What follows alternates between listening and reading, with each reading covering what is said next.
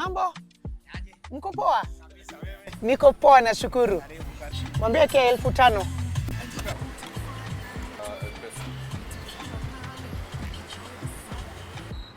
It's a beautiful morning here on Dennis Preach Road. I've just fueled my car and I'm going to meet an amazing man. Nimse music yake I've grown up with his music. He's a grounded guy, a family man, and I'm talking about Nasinzia nikikuwaza. Oh, I'm talking about Nameless. So today I'm going to spend the day with Nameless. We are going to be on this networking TV together. He's gonna tell us about his life, his music, family life, how it is being a man living with 4 women in the same house. So I'm looking forward to this day. Follow me as we get into the life of Nameless.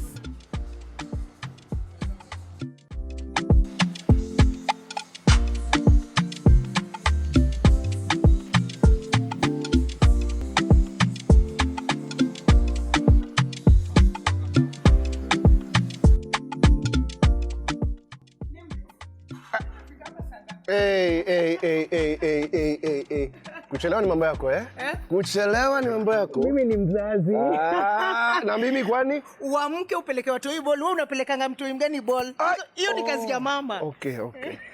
By the way, nimekuona mali by the way, umekuja na proper excuses by the way. But sasa? Ukwaje? I'm good. How are you doing? Looking good. Look well. Thank you. And I was just looking at your dreads. I know. I need help. They're grown. I need help. You do. Lakini sasa wewe ulienda ukanyoa. No. Nanyoanga hizi za side. Tu na style yako. Za sides, lakini hapa nimeona hizi. Kweli? Na ni bamba. Nitakupeleka kwa mtu wangu. Kuna mtu wako Nice. How are you? I'm good. Tuna family. Kama kupoa. Uliona tulipata mwingine? Mulipata mwingine? 2 years now. Simpate mwingine sasa. Nilifunga hiyo chapter. Tunatafuta kura bwana. Tulifunga hiyo chapter. Not again. You know, I can't lie to you. It was, even for me, it was a bit of a surprise. Okay. Oh, it was a surprise. It was a bit surprised. We are pregnant.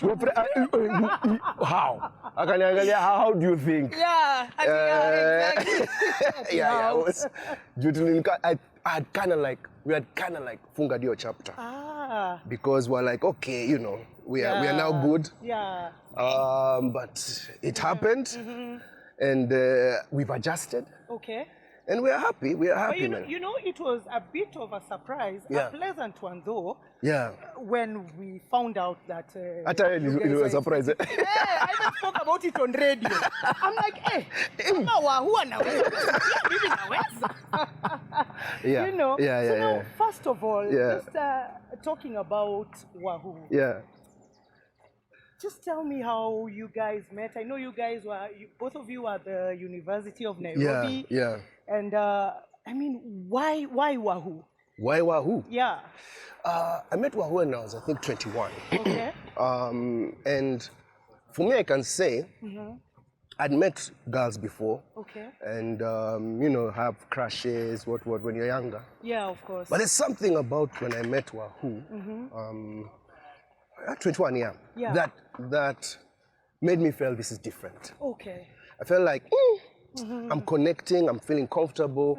She was feeling comfortable. Okay. Like, you know, you just feel like when I'm with this person, I'm not trying hard. Okay. It's just flowing.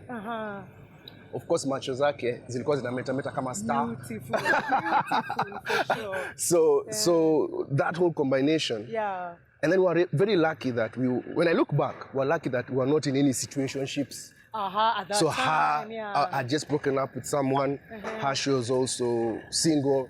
So it started off in a pretty pure form. Okay. You get? Yeah. So when I look back and say, I thank God for that. Yeah. Where we're both tulijitolea into this relationship, both of us. Yeah.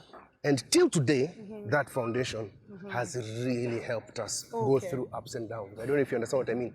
Because the fact that we know tulipendana just without any other layers of things, that reminds us that at that time none of us was in fame. Yeah. Hauna do. You're just easy people. Where your journey came from, so that, I mean, like, I get when you say even in your ups and downs. Yeah, inner side, even when you feel like you want to give up on each other, yeah, it's always a reminder that unajua tumetoka far, and the basis is also friendship. Wacha ni kusave. Unaona vile nimekusave kwa maisha. Unaweza kuwa noma hapa. We, just remember Nameless alikusave. Yaje? Hey. Unajua mwanaume anatakana kupasaidia barabara. Nimerealize hapo. Nilikuwa ngoja ndio nyu kufanga kwanza. Mnataka kuendelea. I know. So, yeah, so also the foundation of friendship. I think another thing that keeps us going is that there's a foundation of friendship. There's a foundation of friendship. Because I think if friendship is not the foundation that you put other things on top, like love, intimacy, parenting, and all that. These are things that, fade with time. Exactly. But when the friendship is what, binds you together, you have something to live for or to fight for. Yes, to fight for. So for me, when I reflect on our journey, I start seeing the importance of, because a friend, a real good friend, as you know, is someone who, even in your worst moments, they don't judge you as much. Ata muki not talk for a certain time. When you talk, you reconnect. Exactly. So that I think is pretty important also with us. So for me, we started dating and did campo together. But how have you maintained it? Yeah. Especially in a world where it's always about glamour and everything. When we look at, all this social media, man.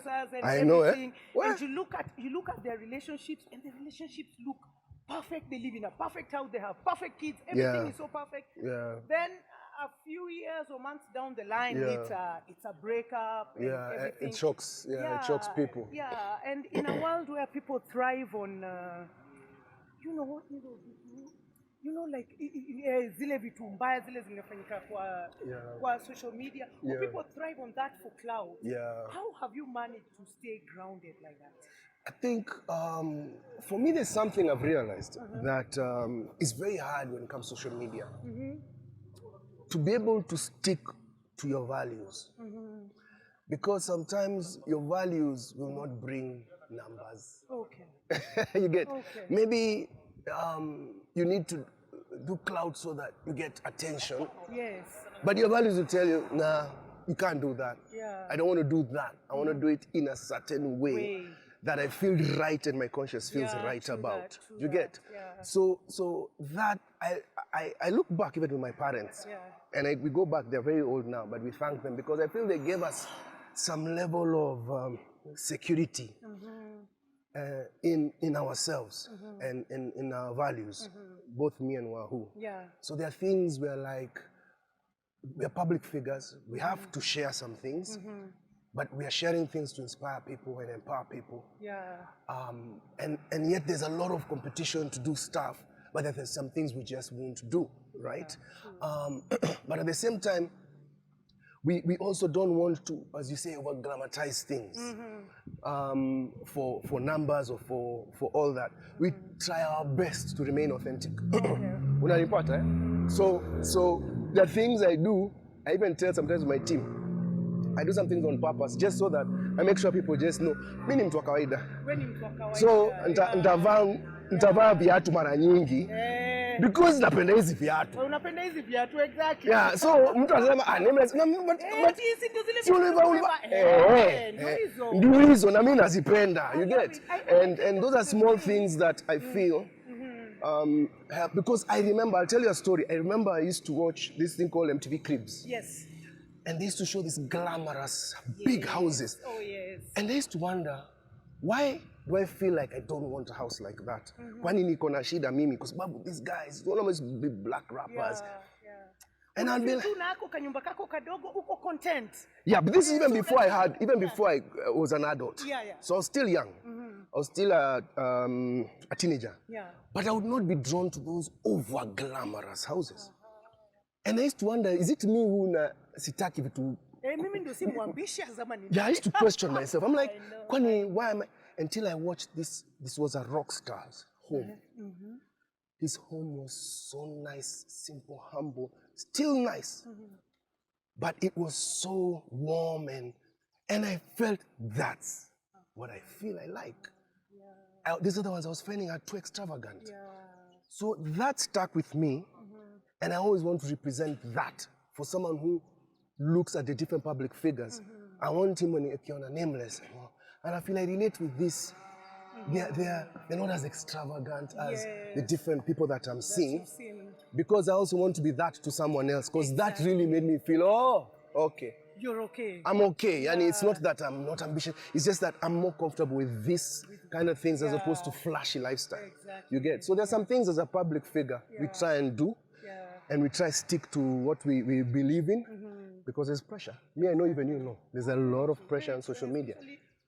On social media, you know, all the time, you look at these people who live glamorous lives, always out there, you Simon, post everywhere. You don't even know the last time you take your family. So you're like, is it that I'm not working hard enough? Is it that? So there's always that, and you have to really find balance when it comes to that. You have to find balance. And I'm already an adult who has lived for long, and I still feel this pressure. What about the younger kids? You can imagine. I'm like, I look at my kids and I'm like, I can imagine how this world is going to be very hard for you, but you have to separate and understand. There's so many different people putting it out. So you may feel like everyone is doing this because this guy will do today, another guy will do tomorrow, another guy will do that. But now we're going to kill a muntu every time.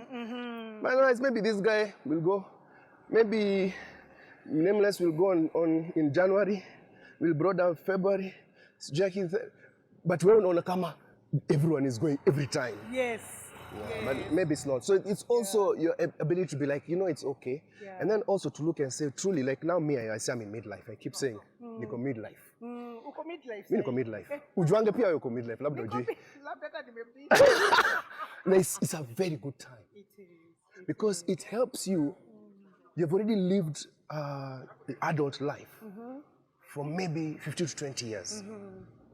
So I feel like the first 20 years, you're a child being told how life is going to be.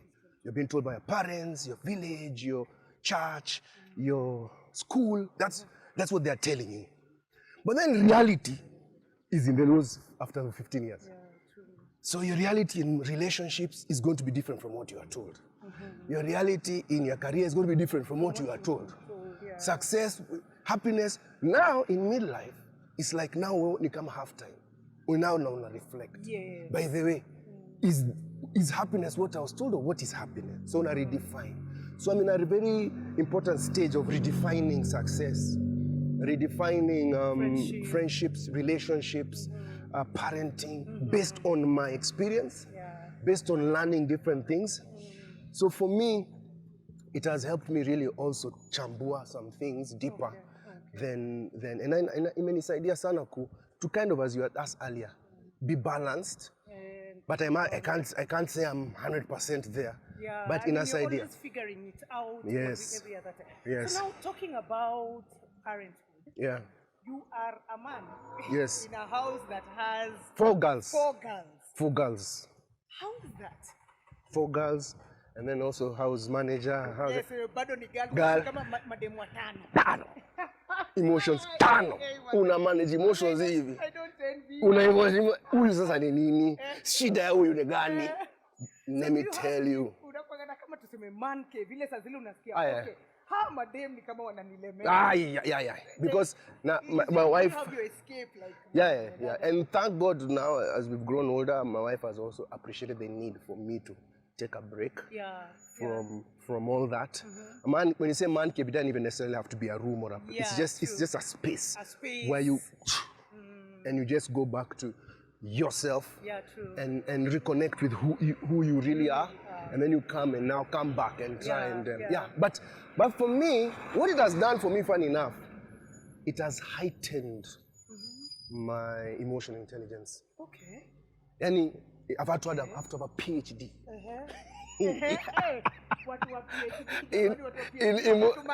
In emotional intelligence. Because your ability to understand the opposite sex, you really need to even as a woman, to understand a man who is built differently, who has different energy. Even with same-sex, understanding your fellow friend and their emotions. You require to go, your ability to understand emotions and manage them and what has to heighten. And when it's heightening, it means you're growing, you're maturing.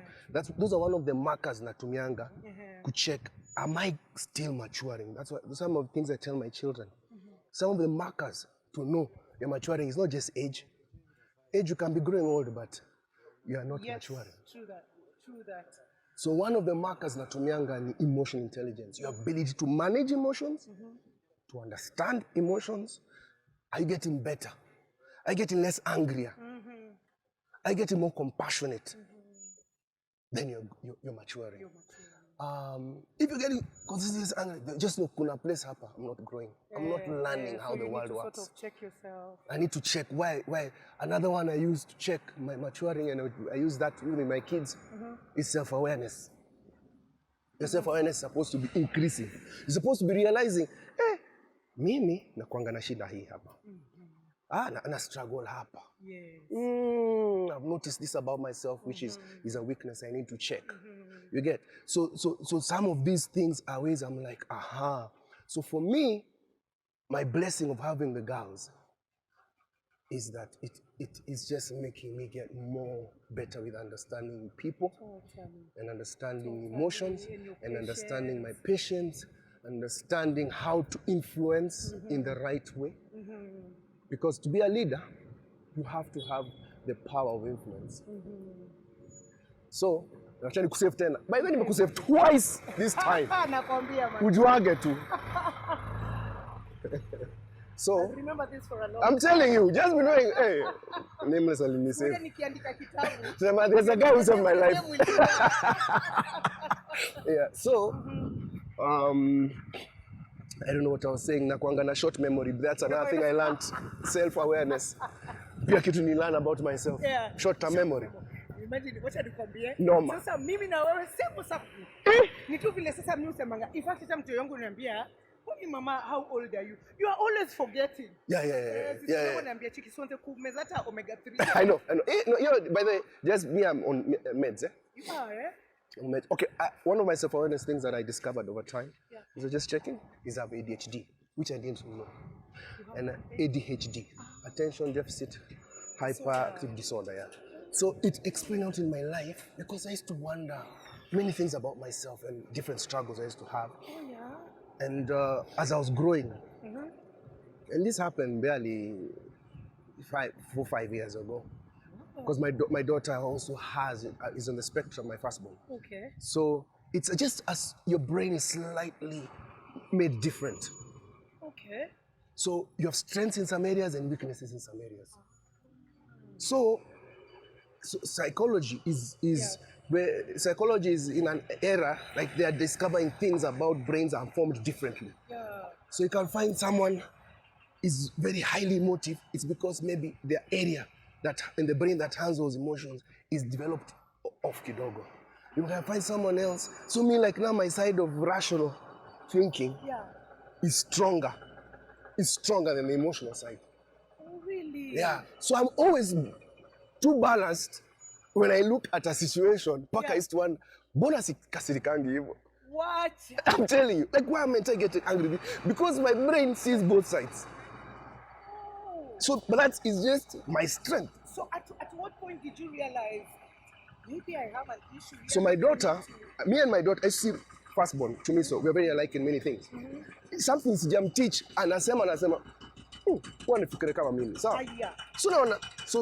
she has that balance. She sees both sides. So I never taught her this, but she knows it. But me, I just think she's similar. Then naona vitu zingine, kama she can be a bit untidy here, like me too. So we're like, the mom is like, uni kama wewe. Then one day she came and told me, oh dad, someone was telling me she thinks I have ADHD. So come on, okay, what's ADHD? Let's storm it. I've heard about it also. And on YouTube. Let's watch my videos on ADHD. My wife from upstairs came downstairs. Which your mom could describe well. Wewe hujaniona mimi wewe.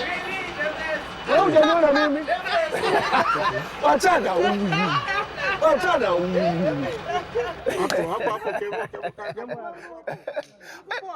Yaani amekusalimia na jina ya interior. Sasa manaje? Hata ameniambia hivyo juzi. Alikuwa amekuja kitu hapa. Motendo. Sasa hata nimejua ni wapi iko. Strong. So umesikia? So my wife comes and tells me, anakuambia mse amekudescribe. Amedescribe saa zingine attention yangu iko off. Yani my mind can't stay focused on one thing, and then sometimes you feel your mind is clogged also. Thinking about too many things at the same time. At the same time, yeah. And then if I'm doing something I don't enjoy, I cannot focus. Alafu kama kuna kitu na enjoy, I over focus. Like wezi nitoa some things nakaa hivi, alafu my memory sometimes an issue, and then, so now nikasema ama mimi nimekuwa na hii kitu na sijaijua. Leta tu hii kitu pia mimi nisijisaidia. Na kuanga na issues pia. So so nikaenda for an evaluation. Kaniambia uko na hii kitu. Ika explain my whole life. Was it a relief for you when you finally got to know? It was a relief. So there's actually because a name now to this thing. I understand myself and my problems more, my weaknesses more. Now I understand why some things. And then this guy told me, the doctors, because I go to 3 different people, so I get different opinions. Wakaniambia, your life has been quite balanced, yet you have ADHD. So they try to explain why. Well, normally watu wako na ADHD wanakuwa na dramatic life. So they were saying some of the things that have helped me is that side of my emotional intelligence. Ni kama nilikuwa na I'm compensating. So it's like I was improving. You know, like your brain knows you have an issue. Yeah. So it compensates on one side. Yeah. So it says your strengths now were helping you like here. Your EQ, IQ was now just helping this other side. Me, I'm like, he's teaching me about myself. Yeah. So he's telling me now, and I'm seeing what he's saying. So he says, you would notice there's some things you know or you understand, and other people can't understand. And when you understand, why isn't this person saying? Exactly. It's obvious. It's obvious. Yeah. But he's telling me that's because it's your strength. Unaona patterns, unaweza kuona vitu wengine waoni. Shida yako sasa ni hauko organized. So your ability to do some things, you struggle. Sasa inakusaidia kwanza, akaniambia leta bibi yako hapa. She needs to know that the struggle you have is not because you like.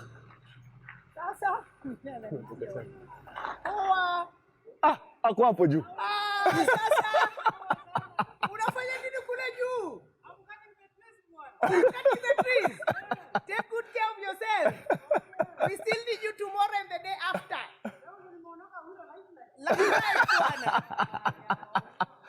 Wewe unaweza enda kuishi Mombasa vizuri. I love it. Yeah. Okay. Yeah. So wife akaenda. Akaenda akaelezwa. So that also helped me understand myself and my wife. Because it says, you need to understand because that it's in the relationship it can be hard. Alikuwa anajua, mbona usao hivi? Mbona fanya mimi nashindwa kwa nini nasahau? Mbona so now even her she now knows. Not only for me alone, for her child. Because now we went later to check. Exactly, to check for to see her son. Well. But then I have to now because I also know I help my daughter. She's like, hapa uta struggle. Hapa angalia. So now I started making me understand. That's what self-awareness is part of maturing. Because you start knowing more about your strengths, your weaknesses, and stuff like that. So for me, it's that's what I told you, this midlife. For me, it's a blessing because I'm just trying to understand. And you're discovering yourself. Yeah. So it makes you better in any relationships. What is so interesting about that is there's this kind of box where we have put mental health. Yes. Where you feel like hiyo si mali inafaa kugushwa. Yes. I mean, yeah, I've spoken to a few psychologists. Okay. Okay. And they say the same way you wake up and you have a cold or you have a cough and you feel you need to go and see a physician. Yeah. It's very okay when you feel that you're not in that correct space mentally. Yeah. To go and sit with someone and talk. Yeah. And you get to discover stuff like this about yourself, and you're like, oh, okay. Because before you didn't know what to do. You're not the only one. People go through these mental issues all the time. All the time. And it is okay. And it's okay. And they just give you the tools. Yeah. That's why I keep encouraging even my friends, especially guys. I don't want a therapist because they give you tools of how to manage your brain and the mind, which is a big thing that unfortunately school didn't teach us. Yes. And that's the most important element in life. Yeah. Understanding the brain, the mind, psychology, because how may realize people struggle in relationships just because they don't understand why they have a certain perspective and the other person has a different perspective. So you're clashing and you're wondering, why are we clashing every time? Yeah. But if you understood psychology, your brain, your emotions, you become better in the relationship. And you're able to understand each other. Then you understand, oh, this is just a difference of opinion.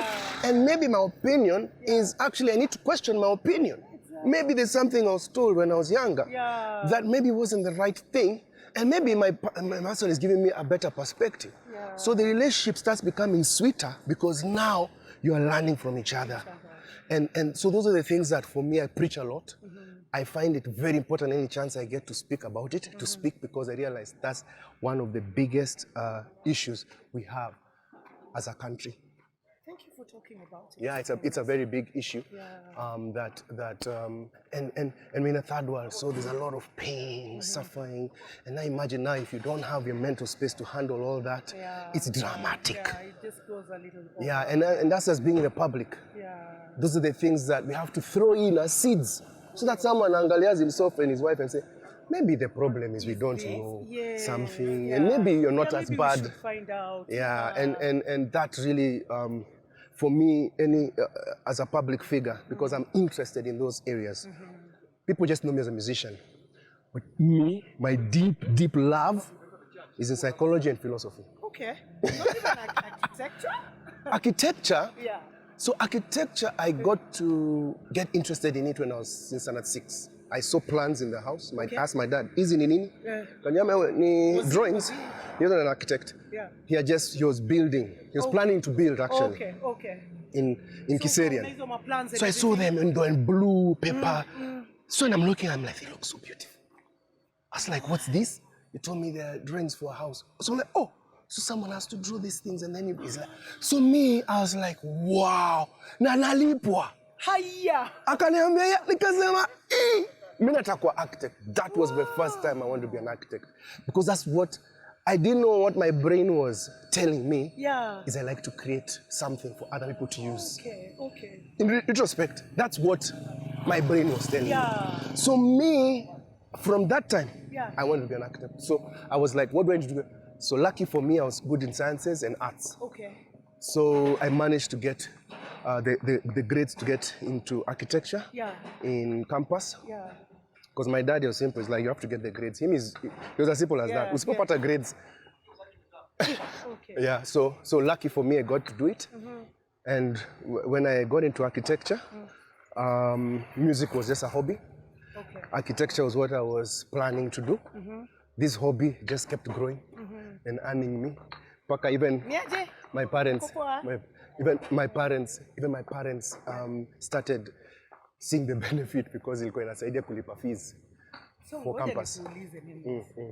Wazazi wako wako hapa wanakulipia fees ndio usome? Hawanilipi at that time because wame retire. Oh, walikuwa wame retire. Yeah, so now big up to my siblings, my older siblings, mimi last born.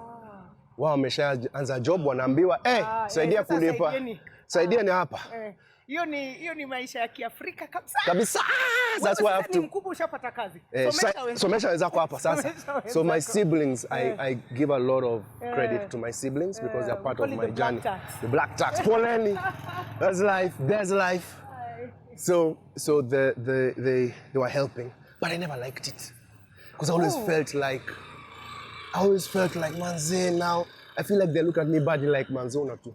kosesha raha wanze my first. Hapo ndio swali yangu inakuja ile ya so siblings wako wamengangana wamekulipia, and I know architecture is not a cheap course. It's not a cheap course. So what was their reaction that wamekusomesha hiyo, then you decide that mimi nataka tu kuimba? So now that's not how it happened. And because this question I've asked a lot, especially from parents who their kids want to do that or kids want to get into music. I told me what happened was, as I told you, it wasn't like I just want to do music. Yeah. Misa zingine nasemanga, mimi ni kama God aliniambia wewe utakuwa msanii. I don't know. Because I was doing it for fun, but it was working out. But I was not saying nimeacha architecture naenda kufanya muziki. So I was doing it, and then inanipatia kidogo. Naanza kulipia shule. So sasa, everyone is working out for everyone. Because my parents were just, apparently they told me much later, they went to the lecturers to ask, is this guy okay in class? Because he started singing and his name is becoming big as Nameless. Yeah. They're like, brother, he's killing it in class. Right. Yeah, because you see, architecture is something like creating. So it was, and then a lecturer came and told me, by the way, what you're doing is very good because music and architecture share one thing. They are both they both work on your side of the creative side of the brain. So when you do music, you're still improving your architecture. When you do architecture, you're improving your music. Because it is still the same muscle in the brain. So he says, as long as you have the discipline to switch when you have to switch, you're good. So now, my parents were like, okay, his grades are okay, let him keep doing it. Then, my siblings, of course, they are like, hey, I'm not them, they're happy. You're lipi shule.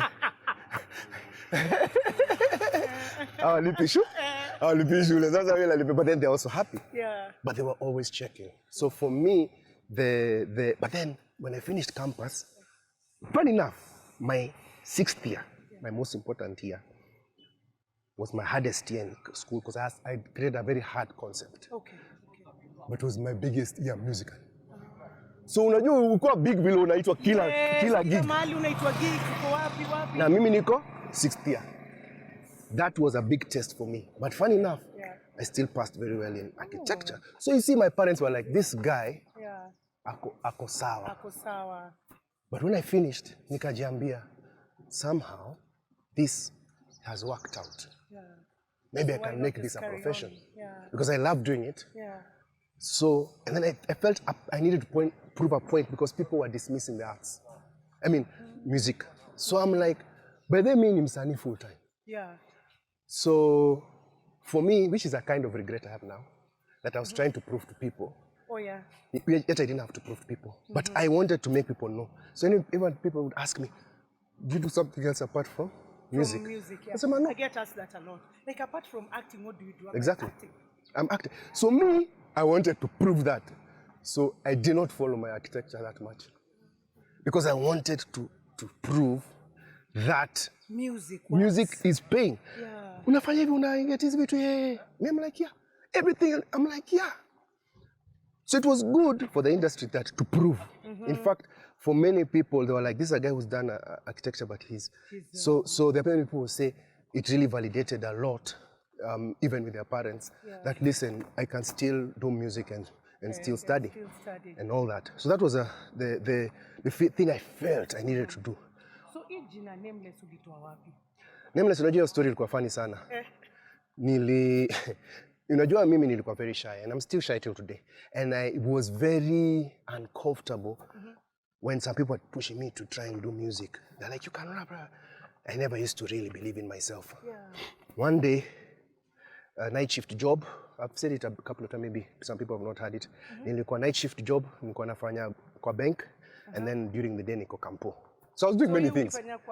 That was first year and second year. Ulikuwa unafanya job gani kwa bank? Data input. So hizo unafanya usiku, hakuna mtu kwa ofisi. So we're just two guys. Hivyo. Si ndio?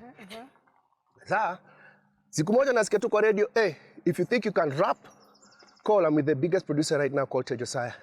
Ako kwa studio. Tejosaya alikuwa big. Kusema kukuwa na mtu mwingine. Yes, I remember. Urban pop.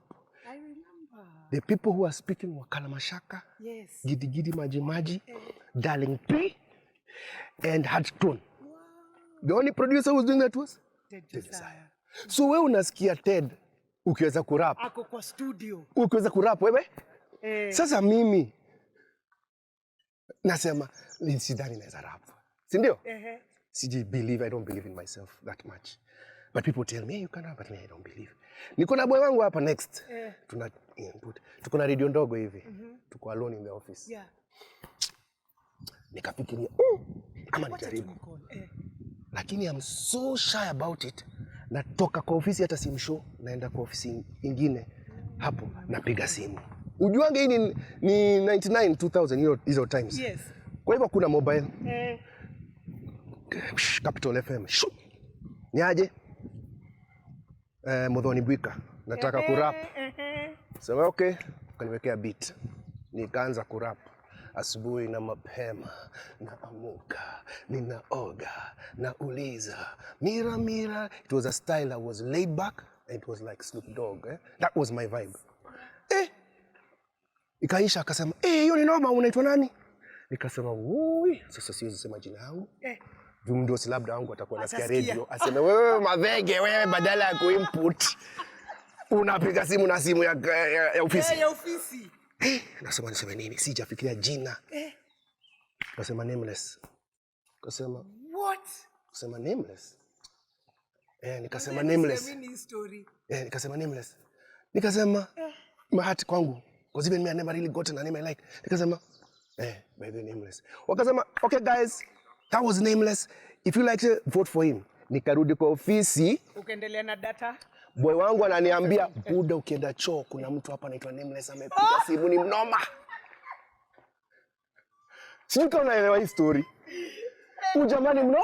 Unanimaliza. Ujamani mno? Ni mnoma. Huyu ajui ananiweka motisha kujiamini. Kujiamini. Asante. Kweli? Oh, Salma. Sawa sawa.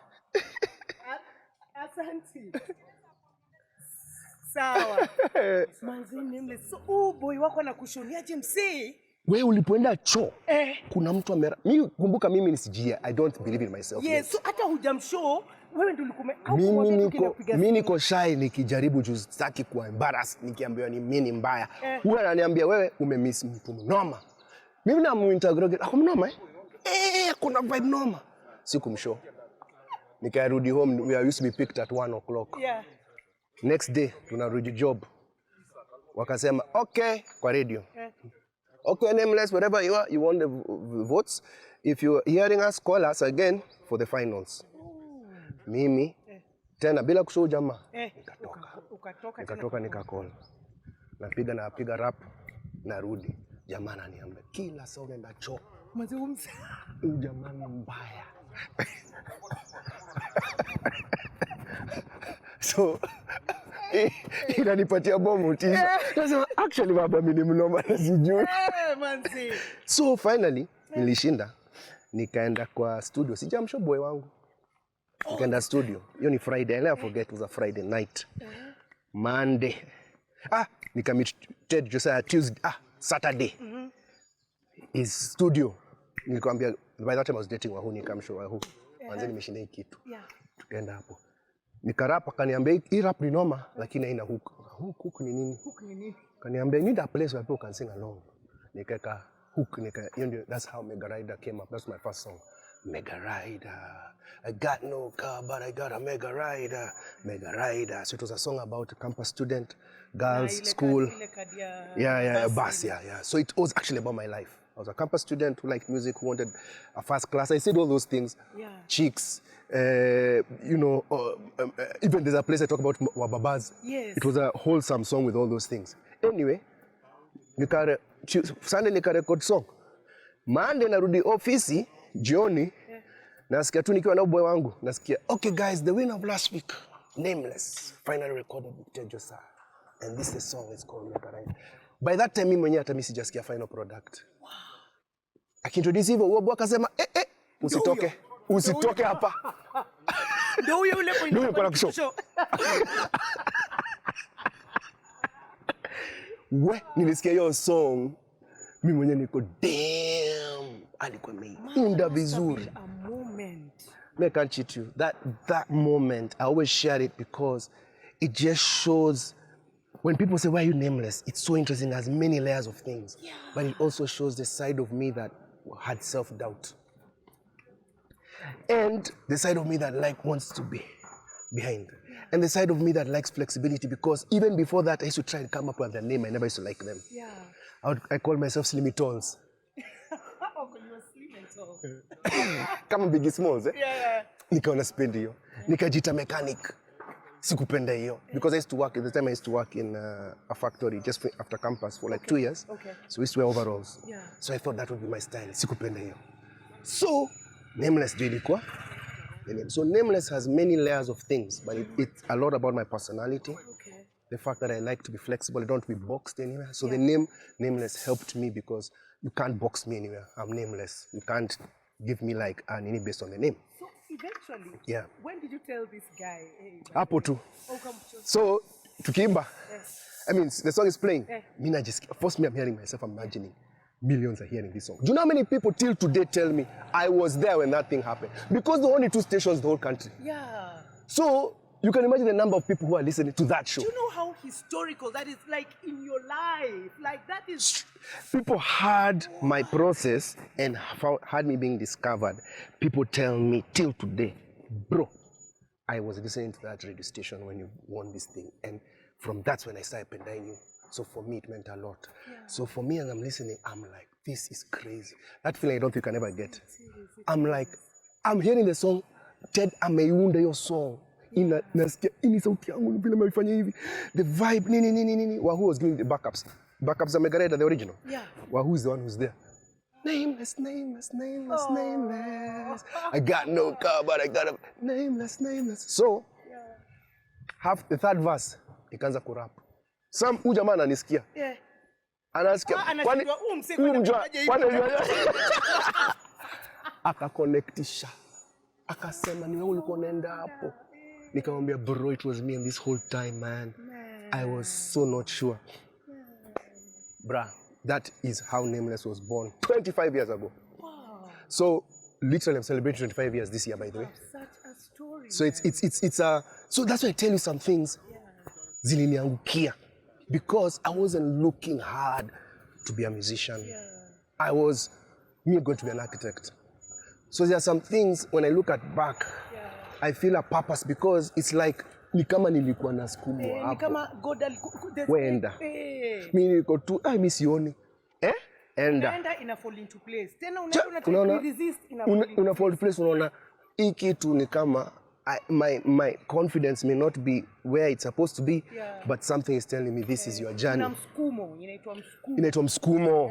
That is it now. So the msukumo keeps me going till today. Okay. Because even when things are hard, and I know you being in this career, you've gone through those processes where it's a bit hard to understand, find, the funds. Yeah.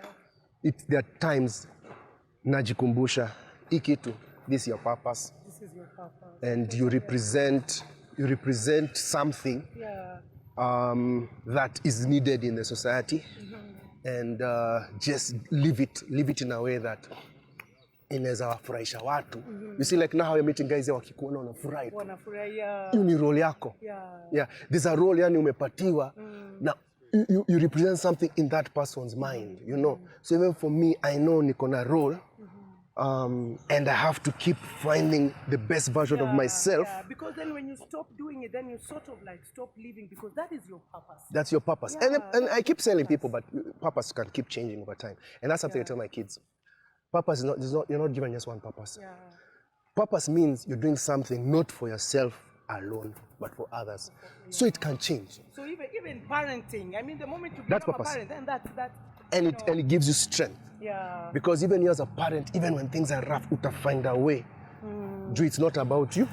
So me, when people ask me how chokangi, like, me, I'm like, the reason it's choky is because I'm not doing it for myself. I'm doing it for other people. And it's what gives me strength when I know that I always tell myself, I'm doing this for X, Y, Z, W, N. Natoka nyumba, napata energy. So it's kind of like helps me keep going. So now, I think your latest song is the song where you're featuring Mandy. Yeah, back it up. I love it. Not to back it up, non-stop. I love it. Oh, thanks. By the way, last but for your dance. Two left feet. Wacha tu nikueleze tu vizuri. Nitakuteach. Ukiniteach Na utaipata vizuri. Tutaifanya. It's very simple. Nakupatia the simple moves. Yeah. Kuna kitu tu nafanya. Fanya hivi first. Okay. Hivi. Hivi. Ngoja. Hivi. 1, 2, 3. Hiyo ni the first move, eh? Alafu nenda. Alafu.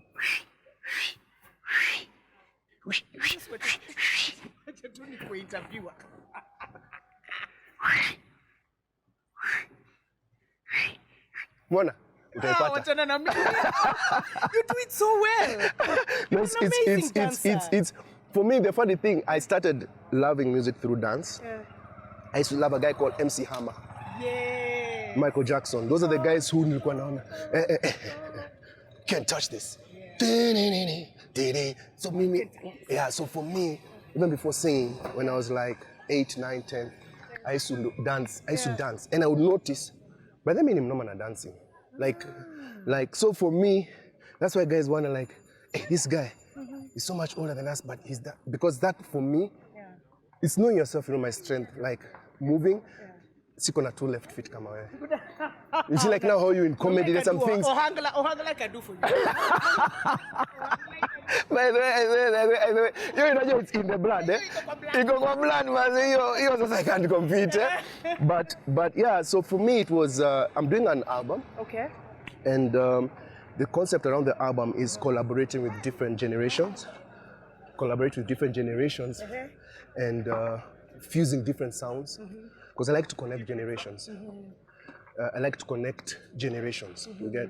So I approach different people, and this is one of the songs with Mandy. So you approached her? Yeah, I approached her. How does it go when it comes to collabos? Yeah. So is it like when you call someone and they feel like you're in sync, you guys do it automatically? Or do you have to pay someone to do a collab with them? Well, there are different people, different things. For me, it's very important that we connect. If I'm feeling I have to pay you, that means we're not connecting.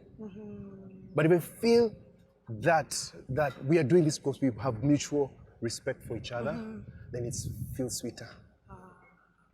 The collaborations I'll always talk about is with me and Issa.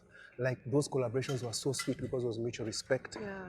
He was borrowing from me, I was borrowing from him. Yeah. So I always try and get that from different collaborations where I'm like, Mandy, like respect. I love your vibe. She's amazing. She's amazing, that yeah, song, exactly. She's She really kills it. Oh, so yeah. for me, I'm like, I want to do this, but these are my ideas. So I showed her 3 different songs. Okay. Akasema, non-stop. Yeah. She told me, give me 2 days. Yeah. She came on Thursday, nikasema, this is what I want. Amazing. Because for me in the project, I always want the person who I'm featuring to take the song to the next level. Yeah. So I'll come up with a vibe, and then now they pick it and take it to the next level. So the people I have worked with, all of them have taken it to the next level. Amazing. Yeah, so I have guys from Gen Z, from millennials, I have guys from Gen X. So it's an album that has just a mix of vibes that I want to use to celebrate 25 years in the industry. Yeah. I want to use it to be able to help us learn from each other's experiences and generations. I want us to hopefully get the connection with the Kenyan audience deeper in different ways. I want to show you can be versatile, try different things, have fun. You know, I wonder how you do it because dropping my son off this morning, he was like, Mama, so you're going to interview Nameless? I'm like, yeah. And I'm like, this boy is 14, you know, he's 14.5. I'm like, he knows Nameless. Wow. You know, and his mother grew up listening to Nameless, you know? Wow, yeah. I mean, this for me, now that's why I feel purpose. Yeah. Because I told you, for me, I don't see generation differences. I can hang out with a teenager and we talk and we connect. I still respect him. I don't see him as not knowing anything. Imagine I don't. I can sit with someone who's younger than me. And there's someone you will learn from that teenager. Yeah, and I learn so much from them. So I love that. Yeah. And I want to make people see that so that they look and say, Nameless, I could up and I dance. I'll be dancing with 20-years, 30-years, but it's respectful and it's fun. Yeah. So that people understand, let's stop looking at age as, ageists or tribal or as a boundary. No, learn from another culture. True. Learn from a different race. Yeah. You guys, you do things like this. Wow, maybe you can adapt from this. A different religion. From a different, I love that. Learn from a different religion because that's when you adopt the right thing from there. But we are taught when we're growing up to stick to. Wewe ni hivi na hivi, and then you should follow it. Na ukisikia kitu kingine ni mbaya. Exactly. So what happens? People clash on social media because we've been told hivi sisi ndio tuko hivi. Sisi wa Jaka tuko hivi. Sisi wa Kikuyu tuko hivi. Sisi wa Christian tuko hivi. Wrong teaching. You say, this is our tradition, but if and this is what I tell my kids, if you hear something someone else does that makes them a better person. Adopt it. It's okay, adopt. Because there's no single culture or tradition that's perfect. It's human made, so it is biased, but we are slowly connecting. So my music, anything I say, anything I post in my media is about letting people together. Connecting generations. Anything I do, so when I do it, there's a thought why I'm doing it like this. I want to show people, by the way, we are really all the same. Yeah, why are we fighting? You'll never hear me fighting. Even when someone tells me some crap on social media. You never do. You never do. I respond so positively. Yes. Paka mwenyewe anashindwa sasa huyu na vile namchukia. Bro, labda hujaelewa. Why? Because I'm trying to tell people this guy is thinking like this, not because he's a bad person. That's how he was taught to think. That reminds me of some bio that was on social media just some time back about you. Yeah. And your response, because it was all over the blog, was so kind. Yeah. It was so kind. And people are like, exactly. You don't have that.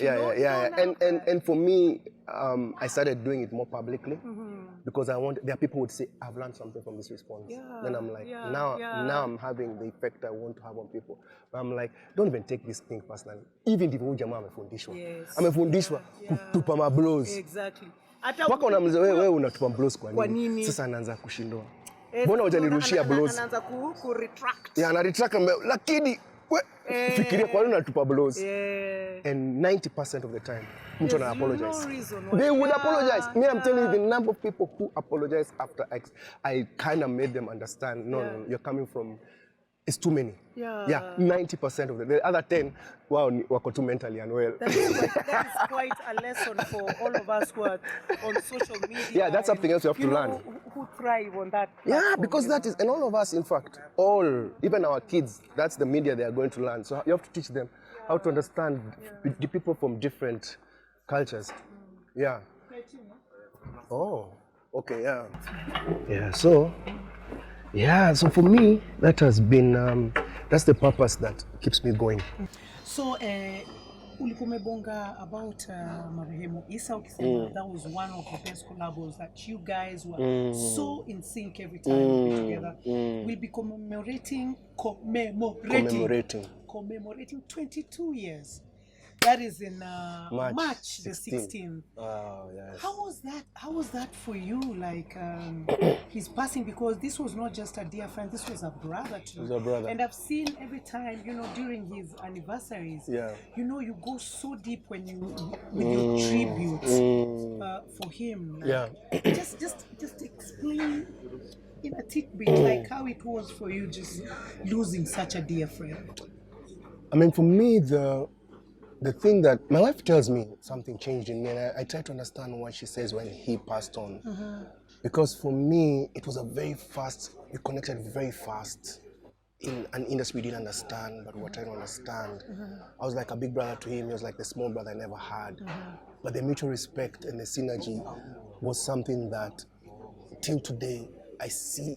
As I grow older, the more value I see of it. At that time, I was younger, I was like, okay, it was really good, but man, the level of learning from each other, the level of vulnerability we had. Like Isa would come after a show and anasema mimi sikubamba hii show. Kwani unafikiria? What did I do right? What do you think? Tunaongea ananisikiza. namwambia this is what I think, you know, anarudi, even he changed his style of writing, we would talk about it. Maybe the music needs to be more crowd friendly, because he was a deep writer. Then he adjusts, and he adjusts. Me mwenye nasikiza, I'm like, this guy learns very quickly. He said, those are times he said, coming songs like Kamata, Mos, because he was learning from feedback from the fans. Yeah. And now, okay, I can write deep, but then kwa shows, saa zingine, I need crowd. Yeah. Because by that time, even me, I learned from Mega Ride, I needed to change my style in a way that I write music that's more performance friendly. And he was so good at it, and it was because he was a learner. He learned. Unajua ubaya wa kuwa na kiburi. It's very hard for you to learn. Unajua kila kitu. So that reminds me of somebody. Oh, yeah? I'm not. Anajuanga kila kitu. Wezi tupa blow hivyo tu live hapa nikiwa hapa. Umetupa blow manze. I know you know. Exactly, yeah. So for me, it's something that I always encourage, you know, because that's what I love. Because also, for me, I love that I am able to say, okay, I can learn something, right? So because of that, yani tight mpaka tutasema si tufanye ngoma pamoja, let's do music together so that we are stronger. And when we just start doing it like this, manze, he's the one who came up with Boomba, the hook. And I always laugh because when he came, he told me that I told him, hata kama nakwambianga andika some song simple, hiyo ni too simple. Until today, that song, yani, nafanya hivi manzi, the whole audience is this, yani, but that was co-creating with each other, learning from each other. So that friendship for me was deep. And we were seeing the results of that friendship very fast. The results ilikuwa natokana, tunatoka kwa show tunasema, guy, tumeshika. And tunapiga show hii, tunatoka hapo tunasema, Mungu wangu, the things we were visioning is happening. We are becoming stronger. Kujumi naitwa show nasema, naweza kama lakini naweza kama. Na kama unaweza kuja na yeye naitwa show, mimi naweza kama Nameless. So sasa tunatoka show, tuna evaluate the show. So him now, his projects, he's writing faster than me. I was not insecure. Yeah. So we switched, said let his album come out before mine. Okay. So akaanza kuwa bigger than me. When we met, he was the one who was in it than me. But in that short time, another was bigger than me. But there's no point. I felt like for you, you were actually you were in his yeah, because there's a certain level of when you're self-secure with each other, you're okay, like it's your time. Yeah, it's your time. And it's nice to be in relationships like that. Yeah. Marriages, friendships, because you're like spotlight iko kwako. To shine. Yeah. Because I know he'll do the same for me. So our last show together is the first time I told him, Buddha, when funga show. Because before I used to be the one closing the show. Because before nilikuwa bigger than him. My songs kina nina nokizo because nilikuwa big sana. But now him alikuwa ametwa Mos, alafu tumetoa Boomba. So his name is now becoming bigger. Yeah. And that moment is what I call deep friendship, because he kind of knew it, but he was waiting for me to tell him. Yeah, he was waiting for your go ahead. And me, I never had a problem. I was like, yo, isho ni yako. Mi santa kuback up. And he was like, yeah, I feel I'm ready to. Akafunga yo show. Yo show ilikuwa Nakuru, ilikuwa ilikuwa noma. Yani the love, the synergy, tulikill nili open show introduce. There's nothing as good as introducing your friend and saying, guys, this guy is coming to destroy this. What? And he did. Akadestroy, alafu mwisho akasema, I need to call my friend back. Tufanye Boomba. Sasa Boomba ilikuwa iko hivi. Yeah. Akaniita, tulifunga show hivi. Unajua vile tunafanya hivi, tunajua tu tumeshika. Exactly. Yani you can feel it in the crowd. You can tell. This we're about. With that time we are not checked maisha. Yeah. We are saying now here. Hakuna mtu anasema kitu, sasa tumeshika hiki kitu, tumeelewa. So we came out from that show. We went upstairs with friends. Watu wako tu hapo, watu wamehang out. Unajua after the show watu wako wengi hapo. Si tumesimama hivi na yeye tumekaa chini peke yetu, tunakaa hivi tunaangalia, tunasema. Tunaangalia crowd. Yani in the rooms just there many. Tukaa hivi tukasema, bro, this shit is happening. Yani was so happy just to see how things are working out. So the next day we're going back to Nairobi because we're going for a show. Walikuwa natugojea Uhuru Park. Hivi, it was a Boomba, it was called Mabumbum Fest or something. And that's when the accident happened. So for me, it did not make sense. It didn't make sense. Like, how are you taking off? And you're taking off. Yeah. Lakini you can see. Na unaona mtu roho safi, unaona vile amefurahi, watu na connect, mtu tumefurahi, it's working. That's when you know mipango iko kwako. I swear. So it kind of really made me. That must have really messed you up. It messed me up. It messed me up. It messed me up. As I told, I'm a very rational thinker. Yeah. So it messed me up, but it also made me realize very quickly. Life, where's it? Yeah. So I have attachment, but I also don't over-attach. It's like monks. Yeah. Monks, they tell you, nothing here is guaranteed. So you enjoy the moment, but this moment can be taken away. Yeah, at any time. Anytime. Yeah. So that shifted me in a way. I think that's what my wife says. It's like I enjoy life, but I also know life can end anytime. That's so deep when you think about it that way, because then you think about your friends, you think about family. Yeah. You know, it can actually be taken away. I mean, anytime. Just the previous night, you guys were looking at it and you're like, yo. This is amazing. And then it's gone. And it was like, what? And it wasn't like not drunk. It was not over speeding. It was because just. Of course, there were so many stories. I mean, so many stories there. Around that. There are many stories, yeah. And I can even go deeper into how he moved me. The 2 seats he moved me himself. Yeah. There's 2 seats I would have sat. He's the one who moved me from them without knowing. And yeah. So if I was very religious or spiritual, I would be saying he was the one who was protecting me. Yeah. I would say that. Yeah. I don't know. Sometimes I think it's a coincidence. Because had he not moved you, maybe we'd be speaking a different story now. I normally sit in front because I'm the tallest normally. Yeah. I normally sit in the front if I'm not driving. Yeah. He moved me from there. He asked me, can you come sit behind with me? We talk. I went to sit behind. I went to sit on the window because normally, I'm normally the older one and the taller one. Yeah, so you sit by the window. I have to sit by the window or in front. Yeah. Nilikuwa mekaa hapo. Akitoka kwenda choo, akirudi akaniuliza, ninge katikati. Akae hapo. Normally I would be like, wewe ni nini wewe mtoto ingia hapa. Yeah. I just moved and I sat in the middle. And I even said when I was in the middle, this feels like the most unsafe place because it's the only place with no safety belt. Yes. Naye kaka hapo. And I joked about it. I said, if anything happens, mimi ndio naenda. I joked about it. What? But then I just sat. Nameless. And when we drove, the 2 people who passed away were the guy in front. Yeah. And Isa. Like when I can look at it in so many different ways. So me, every time I go on stage, I must celebrate him. Because that song Boomba, from the same it says Nameless uko fresh lakini, to the say Nameless tucheki na watu. All those things, I feel like he's reminding me every time. Wewe unakumbuka vile tunasema, tunashika watu. So I always feel I'm performing with him. For me, it's deeper than anything because for me, I know he would have done the same thing. I know he would, because he always wanted people to love his music. So I always want to be there. I'll always have a session where I'll remind people about Mos and we sing together. I'll always remind people about Kamata. Why? Because I know wherever he's like, hiyo ndio nataka. This was 21. He had not even reached a place of money. He was still in a place of wamebambika. Dema kikuja, oh my God, Isa. Dema kiishi anasema, umeona video? Yeah, he's more of a fan than the fan. Uliona video wametupa. Hiyo ndio payment yake. Hiyo ndio yake manze. You see how we are here. Mtu msupu amekaa mtu akijina yake. Umeona vile tunashika hii yani. Alafu yote unajua kwa hizi ma smartphone unaweza ilikuwa ni autograph. Autograph. Kama karatasi. Oh my God, Isa. Mimi niko hapo next to him. Oh my God. Akienda hivi. Yaani kama Dema angerudi angekuta. Dema angeshindwa. Kumbe wewe ndio fan wangu na mimi kwa nini fan wako. Now me I know that was his joy. You get my point? And anything I can do, I connect to the family a lot. I just do it in terms of what would I have wanted him to do for me.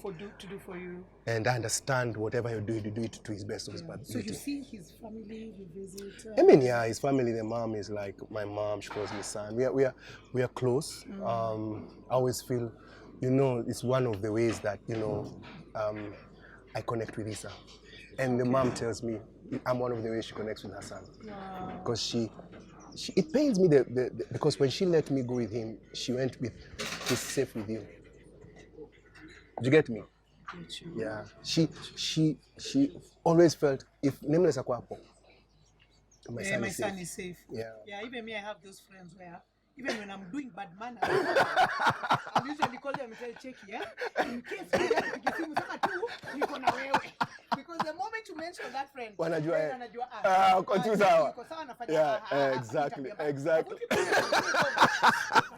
So I was that for him. Yeah. But anyway, so that for me is my love for my Eastern relationship, and I try and look for such elements in relationships I have, because I know the value, how sweet it is when we both respect each other, when you want the best for each other, as friends, as partners, and I tasted it very early in life. So I'm lucky to have that as a standard I'm looking for in friendships. Yeah. But you know this guy, he just like you say, he was a connector. He's a connector even till now. Like wimbo zake zikikwanga tu kwa club, like guys go wild. I'm like, wild. How? This guy died 22 years ago. Imagine, he was 21 years old. And it is just a spirit of knowing how to connect and making, you see, he wanted to make people happy. That's another thing I had a similarity with him. I am a people pleaser. So it works for me in the industry because I want to please people. So I see Jacquey to make people happy. So he had the same thing of wanting to make people happy. So he wanted to make the music for the people. That's why he fine-tuned it very fast. In less than 2 years, he had already understood, this is what you want from me. Actually, wapatie. That's why his songs like Kamata, Mos, he's big with Boomba with me. Club bangers. Leo ni Leo. And you listen to all those songs in the club. Kila mtu. Till today.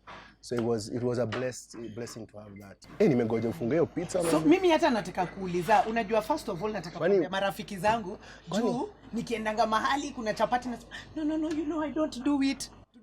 Oh, okay. Unasema hivyo umepatikana front of the camera. In the camera. No. Me. Una kipi?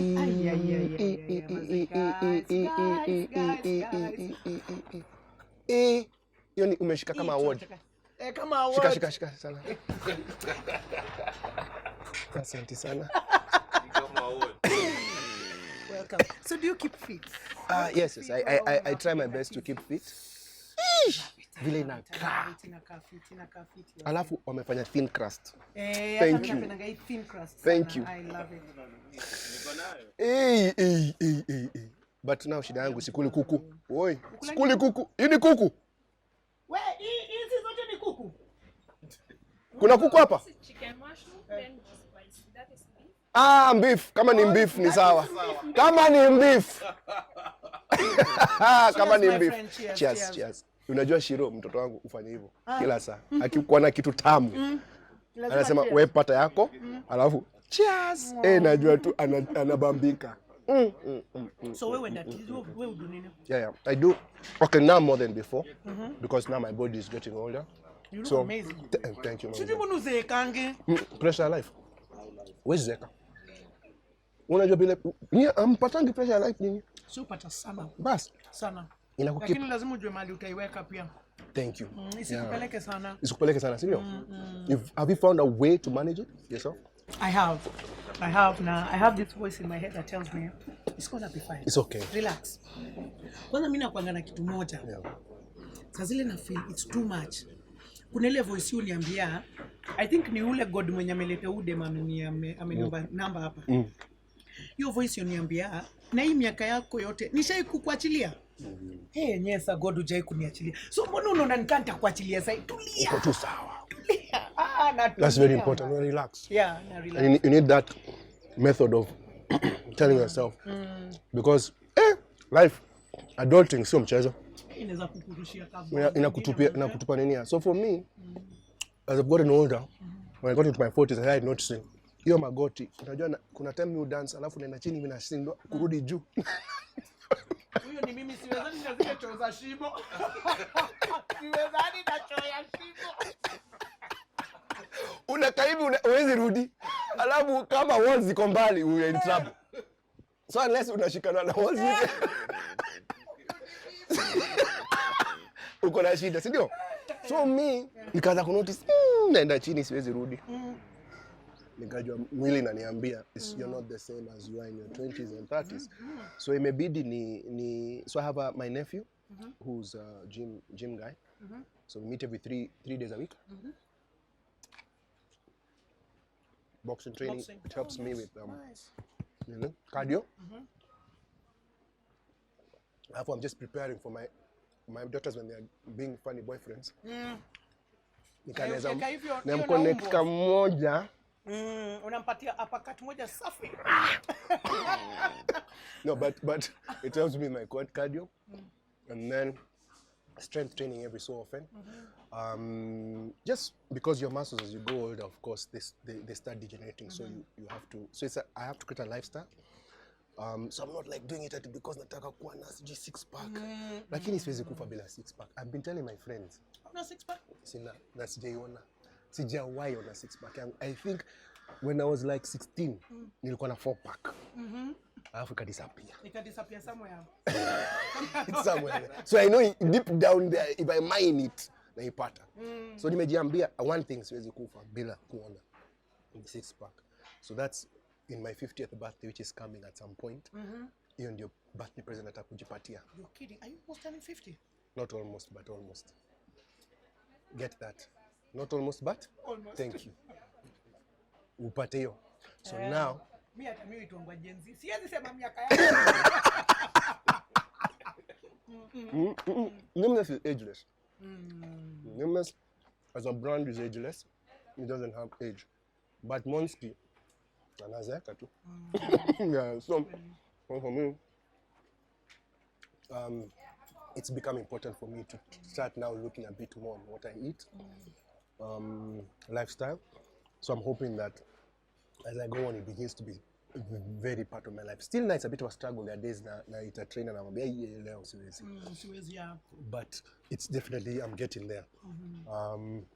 But also I think life, me being a musician, I'm also forced to try and make sure I stay the same. You get? Yeah, so that's a very important point. Uta notice dreads zangu hazijaimea. When you are in the creative space. In the creative space, yes. Imagine hauna choice, you have to keep fit. You have to keep fit. That's why you look at Angelina Jolie, she can do another fanya mother, she can do a chick, you know, she can do anything. Character. Exactly, because of that. So it's a challenge, but I like those challenges because they force you to. I tell my kids, being in the public, it has pressure, but it also forces you. Cool. Yeah, because you are being watched, you're being looked at to inspire, to whatever. So I tell them, don't look at it negatively that you are born in a family that's already public. Let's look at the positive. Itakupush. Sasa kama tumesema unaangaliwa. Yeah. So how does it make you want to be better? Yeah, because you can now live in purpose. Yeah. Hebu nikiulize Nameless. Ukiongea about watu wako. Yeah. Sasa zile wewe unaenda tuseme ukienda shule, maybe kuna hizo mikutano za shule ama nini umeenda shule ya watu. Watu huku kuchangamkia.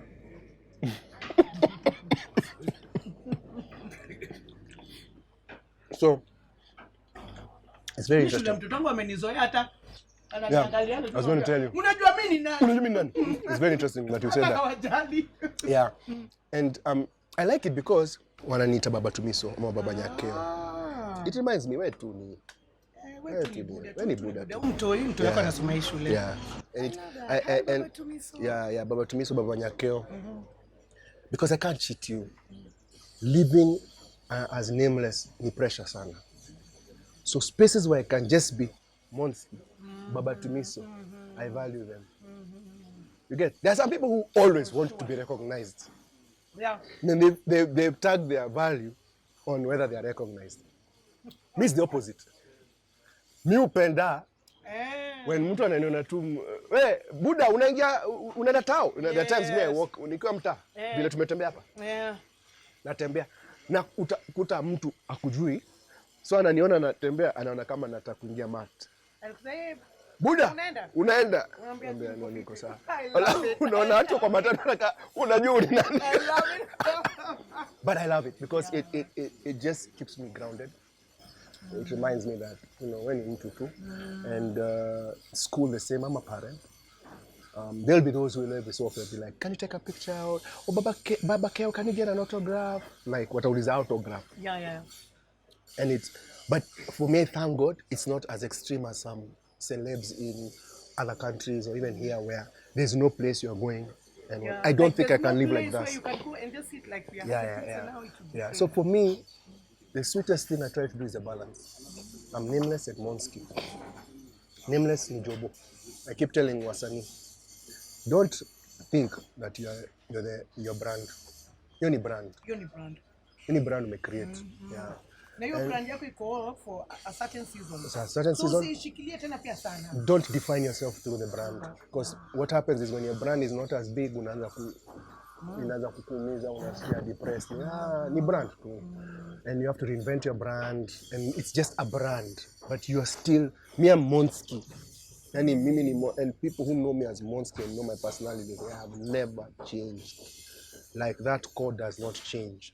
And it's important because wasanii saa zingine they adopt the character of the brand pako wanaileta kila pali pako for relax. Tulia. Yeah, backstage tulia manze. Sisi we are here to work, tufanye job tu. Ukienda hapo mbele, now is the time you adopt the character. Every time I remember the times we would go with you road shows, tuko hapo tu kwa van. Tuko tu tumetulia tu. Alafu nilikuwa nakuona unaingia stage switch, umepoza brother by the way, and I love that because you're like, you don't come and then you're still there being, you're just like, you are a character. And people connect with your character, but then when they meet the person, they're like, oh, this person, can connect with them. So for me, why I'm bringing that up is because even for guys, I notice sometimes that people adopt that and they begin to think that's who they are.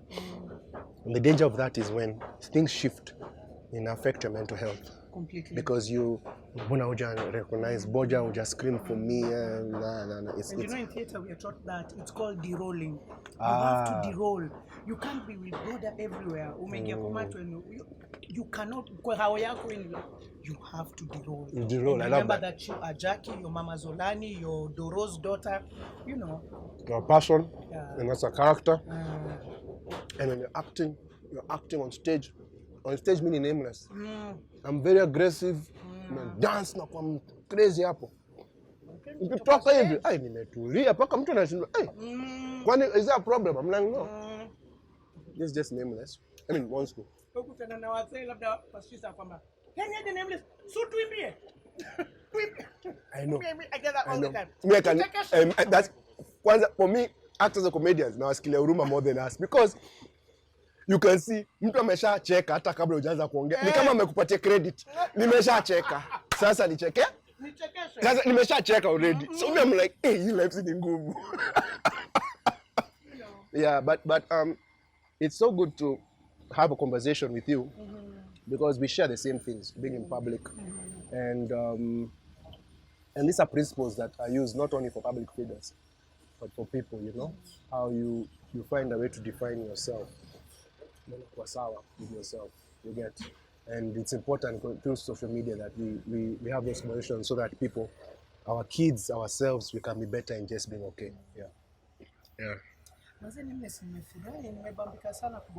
No, it's been good.